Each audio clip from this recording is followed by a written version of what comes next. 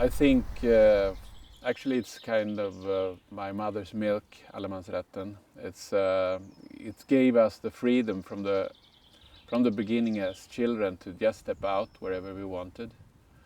No restrictions to be outdoors. So it's the ultimate playground, of course, nature, and to have that freedom and the possibilities embedded in the culture. Of course, as a child, you just live it. But when I grow up a bit, I could understand more and more that this was a very unique experience, especially when it comes to tourists. I was working as a mountain guide up in the north, and we had tourists from different parts of the world. And I could see on their reactions there was a specific feeling or freedom they felt when they came out to the Swedish land. So pretty much. I knew you were going to say mother's milk. How do children get it? You said mother's milk. Is there any? Yeah, I mean, as we have it embedded in our culture, most parents bring them outdoors. Also schools, preschools, they get used to pick stuff from nature and play with it because you're allowed to. So it's like it's the normal. It's the norm. At least it has been. Because we are few people on a big land, also in Sweden, on a big area, it's only in the cities, the big cities like Stockholm and Gothenburg and Malmö, that perhaps some of the kids hasn't got that in their close environment, the possibility. But even there, it's what you do. You bring them outdoors. You bring them into the woods. You bring them with the class or with the group. So it's part of the pattern we have. You have a very good friend who's Yeah. and he said about Yeah, I did. yeah. Right. He said that Swedes are a lot more. I think what they have as a kind of a core element in their belief or tradition is thanksgiving, giving thanks to what you have around you, and also that it's the normal. It's not you step out into something and then you go back home. It's actually your home, and I think that was what he felt when he came over here. He said that it's so great to find allies, and it's actually to protect that freedom and to protect that relationship to nature. Being in nature impact decision making, personally, business, society. What's the connection between how we approach making sometimes tough decisions? What I've seen with the people coming to our programs, when we bring them out, top leaders, they get connected to their deeper values, to their authentic self, and that what my experience, and that's also what they're saying, that is the place from where they want to take decisions, especially when it's tough. So you get connected to your deeper self. And I think it's not only the intellect, you connect also to other parts of your whole self. And you also start to, or step out of roles you're playing. So when you come out into nature, there starts another kind of dialogue, a deeper dialogue between people, between leaders. And in that space, they also connect to perhaps the tougher questions that has to be taken care of. So it's like a classroom or a laboratory. We have to survive this, and we're not going to do it outside nature. So, what are the tools that nature is trying to give us? When you connect to your deeper self, you can call it spirituality or a deeper meaning. and you know that you have to address threats from outside, you also are much more eager to hook arms with allies, with other people. And I think that you get this energy, the deeper feeling that what has to be done, and you also get the feeling that you have to do it together with others. And I think it's the big threat we have now is on a global scale, and perhaps we have to step up to the next level, because the human beings has been very successful to spread out over the planet, and we have constructed a world very advanced, also giving that with that all the threats we have around us. And now I think for the first time in history we have to face the biggest beast, which is that we have to wrestle on a global scale together, and we can't do that only on if we don't stand on a solid ground, which is nature, we will lose ourselves. So we have to reconnect to nature.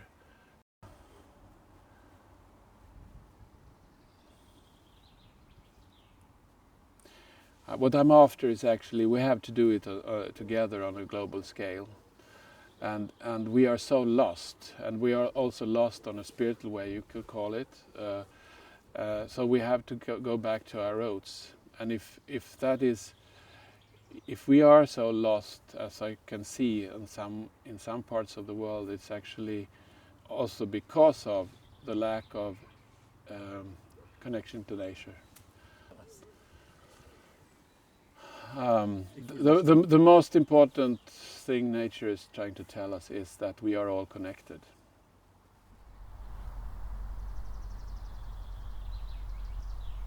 For me, it's something I grew up with, and that was so natural to me that I didn't understand it until I came actually to the US as an exchange student.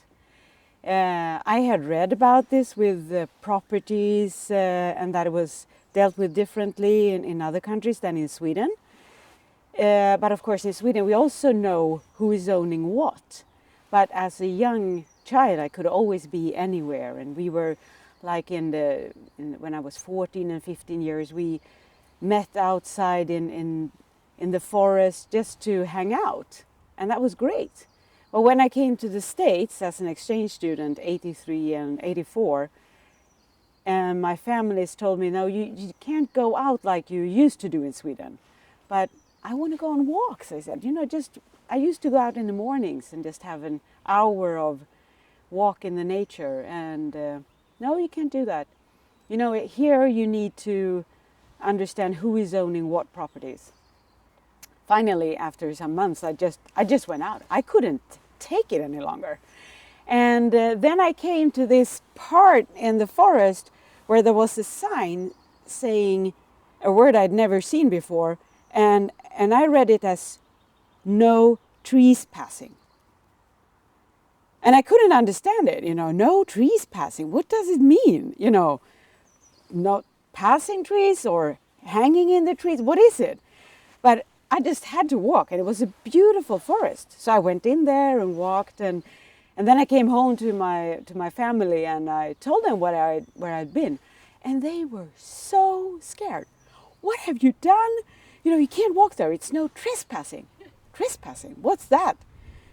And then they said it was illegal, and it's still something that I couldn't really take in, because I grew up with being able to be in nature. Moving information around, good use of our information. Yeah. So information and communication technology, or ICT, can enable a lot of different sectors transformations. That can be in the utility sectors, it can be in the transportation sector, but of course also in other sectors like healthcare and education.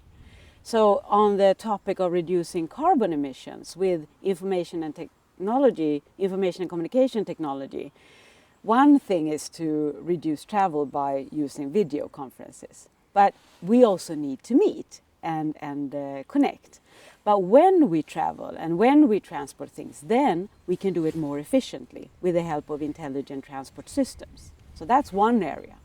Another area is how ICT help utility complete systems to be more efficient, all the way from the production via the distribution, where you can find the largest gains, and then also in the usage part from in the production sites, in homes, facilities management, where you can become more efficient by knowing where you're spending or losing. So that's really the essence, that with information from real time, then you can give back information where you have the losses, and thereby you can actually become more efficient. So it creates its own feedback system. Exactly. And then with us human beings, we don't, as Homo sapiens, our way of changing is when we get something like almost in our face. And we need to get this feedback loop. So we know, okay, if I want to do a change, I need to know what to change. So these instant feedback loops, what I need to do is where ICT also can play a role, as well as building up underlying systems to help people who don't want to know their, or don't have time to react on every detail in their private life. Then you can set up underlying systems to help them.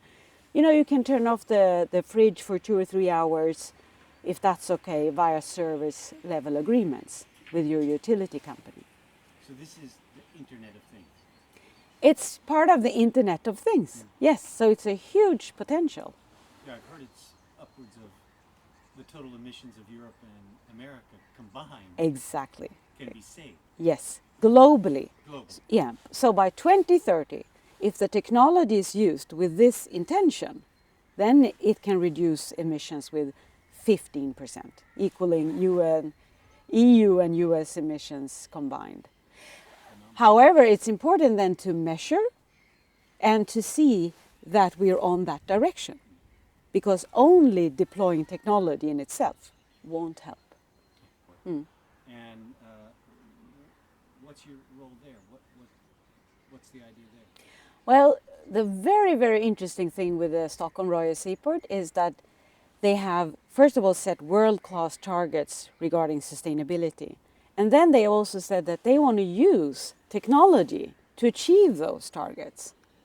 And then, of course, one of the main technologies that can be used is ICT. It's not the only one, but it's one of the technologies. And that's where we play a role then in the smart grids development.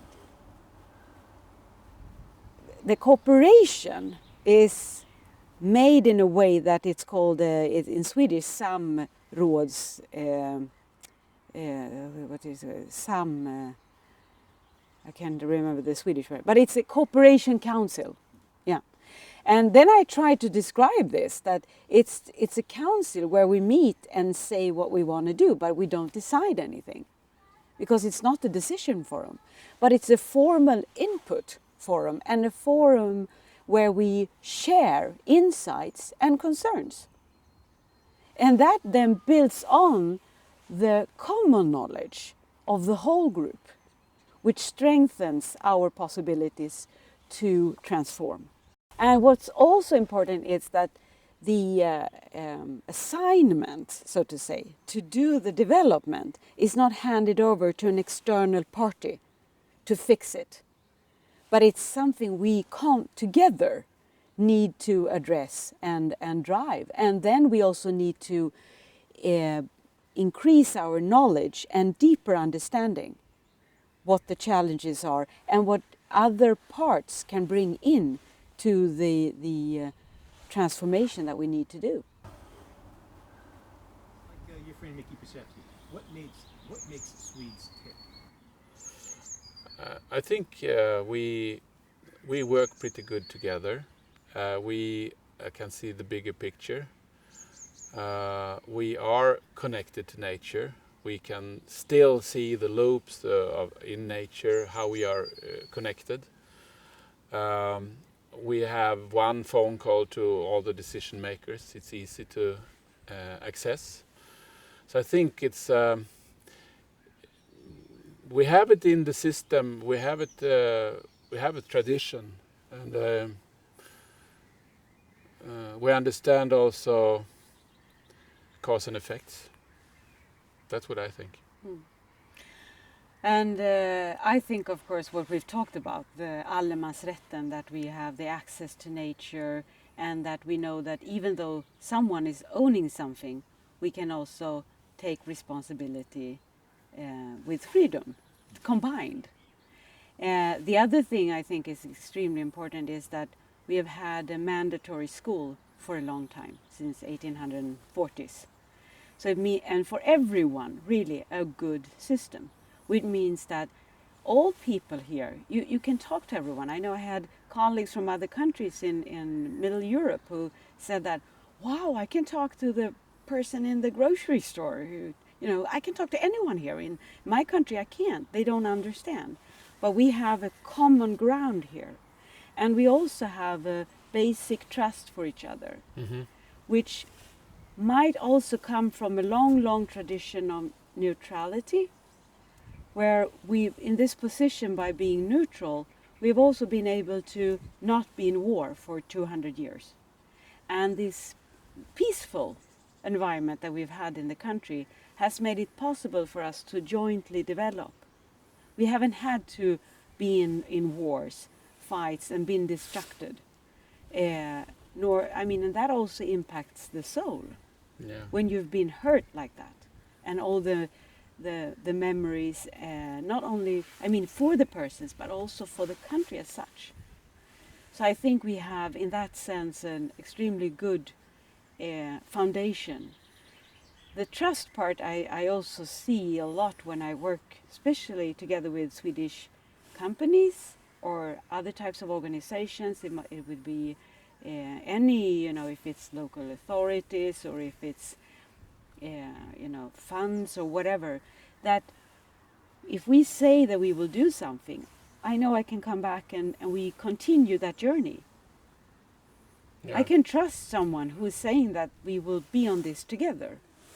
Yeah. In other parts, I need to understand the culture, if there are other drivers or personal drivers that are difficult to understand. But here, everyone also can.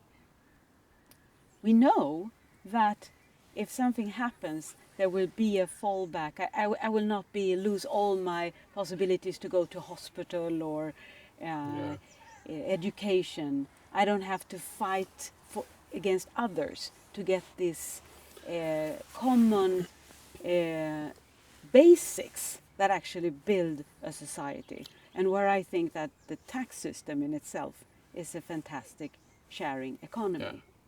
I was just going to say that now the sharing economy is something very popular, but we have had it. I think that's one of the core elements of the whole Swedish culture. So that gives trust as well. And you can see in both parties, both left and right, can agree upon this sharing economy for the most needed. So that is the I think it's in our DNA as well. And also the discussion between the employees and the companies, that has been like a social contract for decades within Sweden. And I know some of my American colleagues, they say, you have an economic development that is, something we dream about. And at the same time you have this, what we call social system. And but the combination, what you're doing is actually achieving what most of the countries in the world want to achieve. Yeah. And then I feel a bit, wow, that's true, but... Yes, it is.